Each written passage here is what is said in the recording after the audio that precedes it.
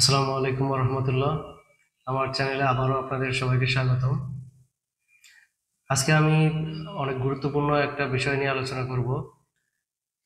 বর্তমানে আমরা এমন কোনো মানুষ নেই যে যারা স্মার্টফোন ব্যবহার করি না। স্মার্টফোনে আমরা আমাদের সোশ্যাল মিডিয়া, তারপর আমাদের ব্যাংকিং, তারপর আমাদের অনেক পার্সোনাল অ্যাকাউন্ট, অনেক পার্সোনাল ছবি, ভিডিও, অনেক কিছু আমাদের স্টোর করে রাখা হয়।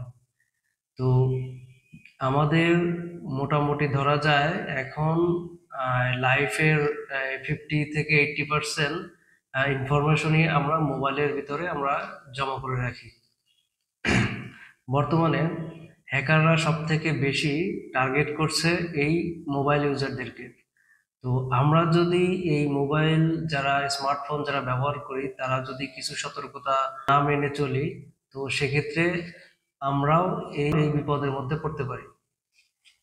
আমরা প্রায়ই শুনতে পাই যে আমাদের ফেসবুক অ্যাকাউন্ট হ্যাক হয়ে গেছে, অথবা পেমেন্টের যে বিভিন্ন অ্যাপ থাকে, অথবা ব্যাংকিং অ্যাপ, অথবা বিকাশ, রকেট, নগদ, এরকম অনেক অ্যাপ থাকে, সেখান থেকে টাকা কেটে নিয়ে নেয়। আবার দেখা যায় কারো পুরো মোবাইলের কন্ট্রোলটাই সে নিয়ে তার পার্সোনাল ডাটা অ্যাক্সেস করে এবং তার পার্সোনাল ডাটাগুলো লিক হয়ে যায়। তো আমরা যদি এই অবস্থা থেকে বাঁচতে চাই, তাহলে অবশ্যই আমাদের এই কয়েকটা বিষয় মেনে চলতে হবে। পুরো ভিডিওটা দেখবেন, তাহলে অবশ্যই আপনি আপনার মোবাইলকে সুরক্ষিত রাখতে কিছু পরামর্শ এখানে পাবেন। প্রথমত, সব থেকে গুরুত্বপূর্ণ যে টিপস, সেটা হলো যে মোবাইলে কখনোই অফিসিয়াল অ্যাপস এর বাইরে আপনি অন্য কোনো অ্যাপস ব্যবহার করবেন না। যেমন অ্যান্ড্রয়েডের জন্য অ্যাপ স্টোর, তারপরে আইফোনের জন্য অ্যাপেল স্টোর, এর বাইরে আপনি কোনো অ্যাপ ইনস্টল করবেন না। এগুলো থেকে সবসময় বিরত থাকবেন। কারণ আপনি জানেন না কোন অ্যাপের মধ্যে আপনার এই কি ধরনের ম্যালওয়্যার বা ভাইরাস আছে, সেটা কিন্তু আপনার বোঝার কোনো উপায় নাই।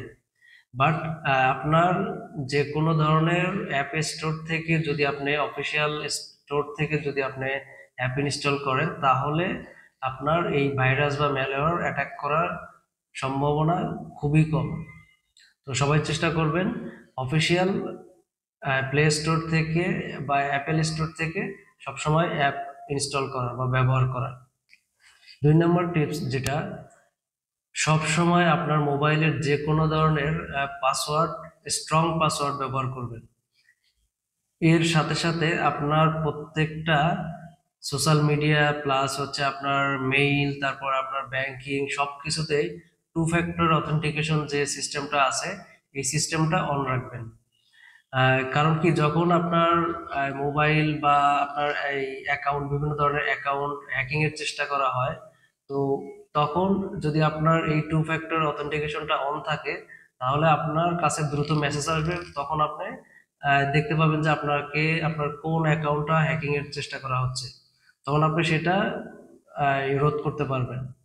আর পাসওয়ার্ড সবসময় চেষ্টা করবেন মিক্স পাসওয়ার্ড দেওয়ার, যেমন নাম্বার, তারপরে ক্যাপিটাল, স্মল লেটার, তারপরে স্পেশাল ক্যারেক্টার যেগুলো থাকে, হ্যাঁ, বিভিন্ন সাইন থাকে, তো এইগুলো মিক্স করে সবসময় পাসওয়ার্ড ব্যবহার করার চেষ্টা করবেন। তাহলে অনেকটাই আপনি নিরাপদ থাকতে পারবেন।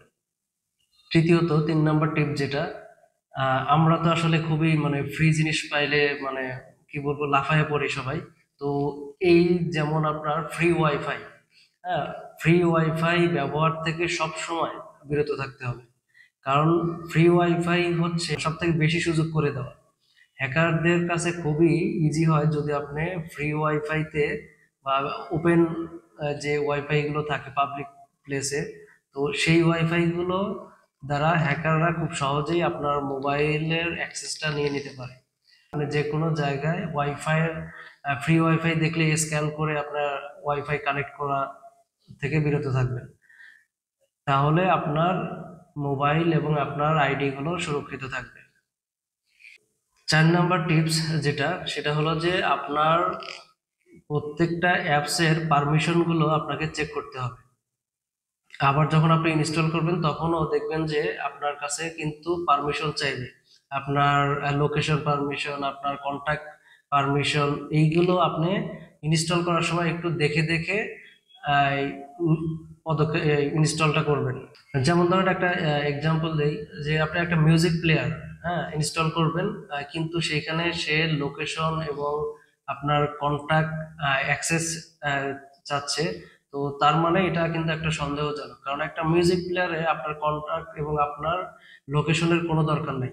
তো সুতরাং আপনি এই অ্যাপ ইনস্টল করার সময় অবশ্যই পারমিশন গুলো চেক করে করে চেক করে করে ইনস্টল করবেন। যদি সন্দেহজনক মনে হয় তাহলে সেই অ্যাক্সেসটা আপনি আর দেবেন না।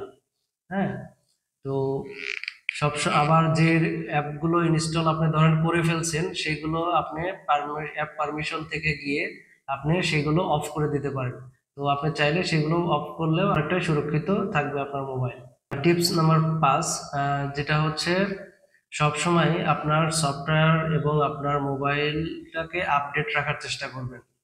তো এতে কি হবে, আপনার যদি এই কোনো প্রিভিয়াস ভার্সন গুলোতে যদি আপনার কোনো এরর থেকে থাকে বা কোনো ইয়ে থাকে, এবং দেখা যায় কি যে আপনার নতুন যে ভার্সন গুলো আসে এগুলো আরো হাইলি সিকিউরড ভাবে আসে। হ্যাঁ, তো দেখা যাচ্ছে যে আপনার সবসময় চেষ্টা করবেন আপনার মোবাইলটাকে আপডেট রাখার, এবং আপনার যে সফটওয়্যার গুলো প্রত্যেকটা সফটওয়্যার আপডেট আসলে আপনি চেক করে করে আপডেটটা করে রাখবেন। তাহলে দেখা যাবে যে আপনার এই প্রিভিয়াস যে ভার্সন ছিল তার থেকে আপডেট ভার্সন গুলোতে অনেক হাইলি সিকিউরড ভাবে ডেভেলপ করা হয়। তো চেষ্টা করবেন সেইগুলো নিয়মিত চেক করার পরে আপনার সেগুলো আপডেট করে ফেলার। যদি আপনি আপনার মোবাইলকে হ্যাকিং থেকে রক্ষা করতে চান, তাহলে অবশ্যই আপনাকে এই 5টি টিপস মেনে চলতে হবে। তো সবাইকে ধন্যবাদ আমার এই ভিডিওটি দেখার জন্য। যদি আপনাদের কোনো উপকারে আসে আমার এই ভিডিওগুলো, অবশ্যই লাইক করবেন, শেয়ার করবেন এবং আমার চ্যানেলটিকে সাবস্ক্রাইব করে রাখবেন, গুরুত্বপূর্ণ ভিডিওগুলো যেন আপনি সহজেই আবার পেয়ে যান। তো সবাই ভালো থাকবেন, পরবর্তীতে আবার দেখা হবে গুরুত্বপূর্ণ কোনো ভিডিও নিয়ে। আসসালামু আলাইকুম ওয়া রাহমাতুল্লাহ।